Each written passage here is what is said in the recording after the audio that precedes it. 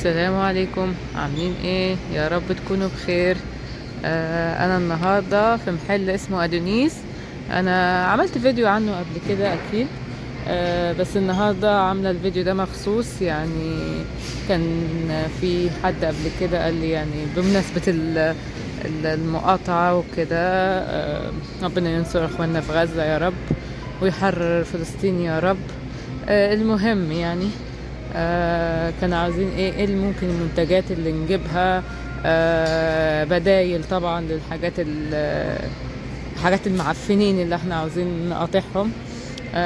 طبعا الموضوع هنا صعب بالنسبة لنا هنا بالذات في الدول الأوروبية. أكتر المنتجات بتبقى ملهاش بدايل كتير. طبعا في الدول العربية بيبقى سهل الواحد يجيب من المنتج بتاع بلده وخلاص، يعني المنتجات المحلية، ويشجع الصناعة الوطنية زي ما بنقول وخلاص على كده. لكن هنا بيبقى صعب، الموضوع بيبقى صعب شوية عشان تعرف تجيب الحاجات اللي مش مقاطعة. بس ما ممكن الموضوع ممكن يحصل بايه، ان انت تجيب من المحلات العربي اللي زي المحلات الايه الباكستاني، المحلات العربي زي المحل اللي انا فيه دلوقتي ادونيس. ادونيس فيه منتجات عربيه بقى، هو بيجيبها من دول عربيه زي ما احنا، زي ما انتوا شايفين كده، زي السمنه مثلا دهيت. يعني ممكن تجيب بدل السمنات بتاعتهم هنا تجيب سمنة الأصيل دهيت. هو بصوا هما يعني بيستغلوا من قبل مقاطعة ومن قبل أي حاجة. هما المحلات العربي هنا صراحة استغلالية. دايما بيبقوا مغليين أسعارهم عن الأسعار اللي بتبقى موجودة في المحلات التانية، عشان عارفين إن منتجاتهم مش هتبقى موجودة في كل حتة.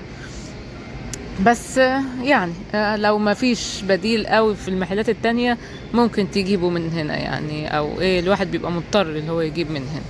ففي حاجات صراحة الواحد لازم يجيبها من المحلات العربي، بالذات الحاجات الحلال والكلام ده هوت، فبضطر اجيبها من هنا. دلوقتي بيبقى الواحد مضطر اكتر طبعا اللي احنا نلجأ لهم يعني. فحاجات زي كده، هو دلوقتي كمان عامل عليهم تخفيضات، يعني ما اعرفش هم عاملين التخفيضات دهيت بالمناسبة دي او متضامن ولا لا. انا صراحة مش مطلع قوي، بس انا حاسة اللي هو عامل تخفيضات شوية، يعني في كذا حاجة شايفة عليهم العلامة الحمراء دهيت، فمش عارفة هو عشان كده ولا لا. بس يعني مثلا دي كانت بايه ب22، هو عاملها ايه ب19. هي كامل بكيلو 2 كيلو سمنة الاصيل دي. مثلا هنا برضك صلصة طماطم، هي 600 جرام ب5 دولار. هنا برضك انواع شايات بقى، شاي اخضر وشاي شاي احمر عادي. دي فيها 100 كيس ب5.5. اسمه الكوزي، ما اعرفش بقى هتبقى ايه. دي المانية، صناعة المانية. هنا في بقى حاجات البقوليات. يعني بص انا همشي ايه على السريع كده. طبعا الرز البسمتي كان ب20 بقى ب17. اسمه النبلاء. ده نوع تاني من بس ده نوع موجود منه في كوسكو. ده مش عربي. ده ممكن جريك او بتاع. استنى اشوف لكم الصناعة بتاعته ايه. برضه هو كل منتجاته هنا يعني مش لازم تكون مش صناعة يعني، مش صناعة كندية يعني. هو ده ميدن كندا. ميدن كندا. ده ميدن كندا. يعني كندا تعتبر مؤيدة للقرف ده هوت، فممكن ما تشيروش من دي اصلا. برضه عاوزة تدقيق في كل حاجة، غير طبعا الحاجات الخضار بتاعهم. هتلاقوا طبعا كنت عاوزة اوريكم الواحد ما بيلاقوهوش كل شوية. الكوسة الخضرة دي، الكوسة بتاعتنا دهيت شايفينها ب2 دولار دلوقتي، عليها عرض كمان ب2 دولار. كانت ب4. اللي بيه ده غير الكوسة بتاعتهم هنا دهيت. هو الكوسة الخضرا بس انا مش عارفة اصورها عشان الراجل واقف. وكمان البتنجان، هنا في البتنجان اللي هو الملون ده، وفي البتنجان الابيض ده برضك مش بيبقى موجود كتير. بس بص السعر عامل ازاي. اللي بيه نص كيلو ب6 دولار. حاجة كده تحفة يعني. بس بص بعد كله يعني محل عربي، بس بص حاطين طبعا احتفالات بقى ايه بالكريسماس والكلام ده. النجع. المهم طبعا في اللبنة وفي الحاجات دي كلها، ده طبعا بديل، كلها لبنة تركي ولبنة مش عارفة ايه، جبن كلها ممكن تجيبوها هنا بدايل. الجبنة الفيتا طبعا هي غالية جدا هنا، يعني الكيلو بس ولا 700 جرام بتبقى ب12 دولار. هنا برضه جبنة جرينلاند ب18 دولار. بصوا قد ايه هي الكيلو، بس هنا النص كيلو برضه ب8.5. فهتلاقوا بدايل للحاجات بالحاجات العربي بتاعتنا دي.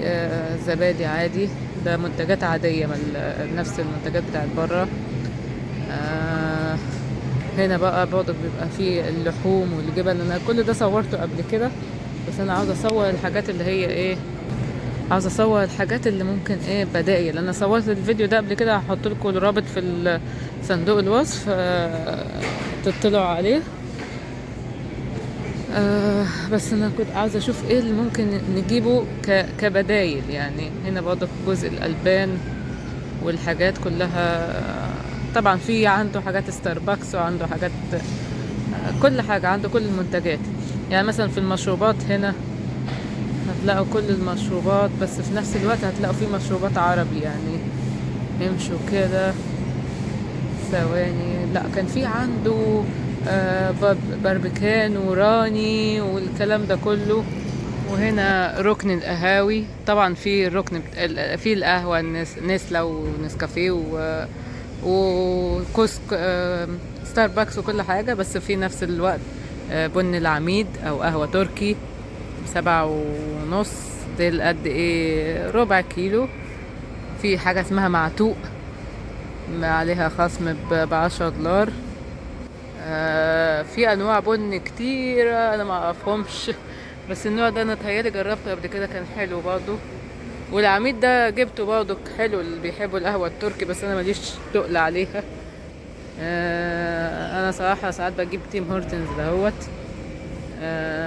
وفي انواع كتيرة هنا اهي، انواع مش معروفة، بس مش عيب الواحد يجيب ويجرب، وممكن تطلع حاجات حلوة ويغير عن اللي متعود عليه. في حاجات بالهيزل نات اسمها ايه، بالبندق، بالمش عارفة ايه دي البتاع بتاعت دي بالمصفى اللي بيصفوا بيها، ودي المبيض باين كده يعني. ده البان مستكة البان المستكة. جزء اللحوم طبعا، اللحوم هنا بتبقى حلال اهو، كله مكتوب عليه حلال. بس حتة اللحمة دي مثلا ب8 دولار. هنا في الدقيق.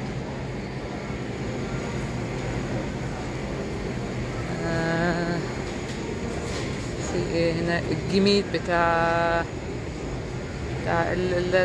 الأردنيين والكلام ده كله. هنا الجميد. هنا الجزء بتاع السمك.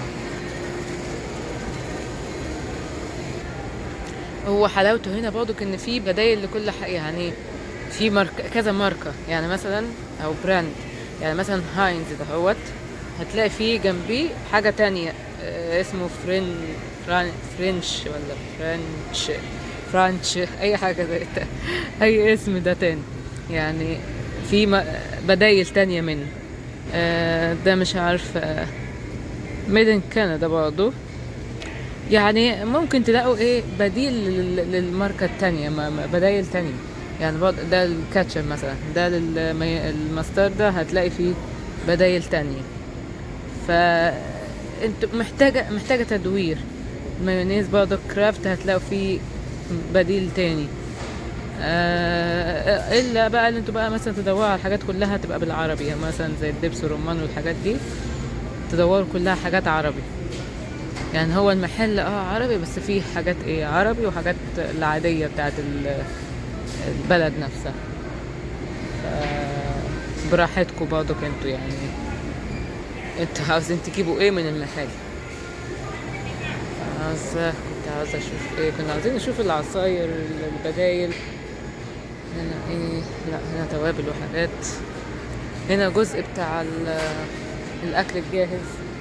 هنا برضه كل البسكويتات والحاجات بقى الايه العربي او اللي كانت موجودة في بلادنا زي اولكر والحاجات دهيت، كانت دول حاجات كلها موجودة في البلاد عندنا. فممكن كل دي تبقى بدايل للبسكويتات والحاجات اللي هي المقاطعات. ممكن برضه ايه تركزوا معاهم، تقروا هي المنتج من انه بلد. عشان انا مش مركزة قوي دلوقتي صراحة. عاوزة امشي على السريع عشان ايه في رحلة التسوق مع زوجي، فبعمل بصور على السريع. يعني ده مكتوب عليه بالعربي بس مش عارفة هو بلد المنتج ايه، والله مش عارفة. بس بصوا انواع كتير من البسكويتات والحاجات، هذه الحاجات المشهورة ديت. يعني دي كلهم مصنوعين في ايطاليا، مدن ايطالي. دي عليهم عروض.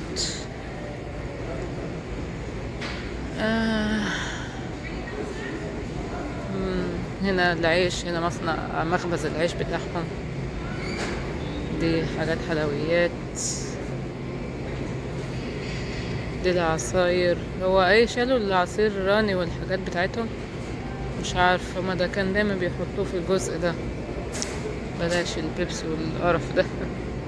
لا بس هما كانوا دايما يحطوه في الجزء ده. بس على العموم دايما محلات العربي بيبقى فيها اللي هو راني، واللي انا بقول لكم عليه راني وباربيكان. وممكن انتوا بقى تدوروا على العصاير اللي ما تبقاش بيبسي والكلام ده، في بدائل كتير تانية دلوقتي. وبعدين ده مضر سيبوكم منه. مضر خلاص. برضك مثلا ريمويب دهوت. في برضك واحد تاني اسمه أروبا ولا أوربا دي، يعني برضك عشان لو ماركة كرافت ده مش معانا، يبقى في ماركة تانية. يعني المهم في بدايل لكذا حاجة. بس حبيت كده فيديو السريع ان هو فيه ممكن اختيارات كتير لكل حاجة. ويا رب ربنا معانا جميعا ويقوي الجميع وينصر اخواننا يا رب، وربنا يرزق الجميع. بس وما تنسوش اللايك والشير والسبسكرايب، ونشوفكم في فيديو جديد ان شاء الله. مع السلامة.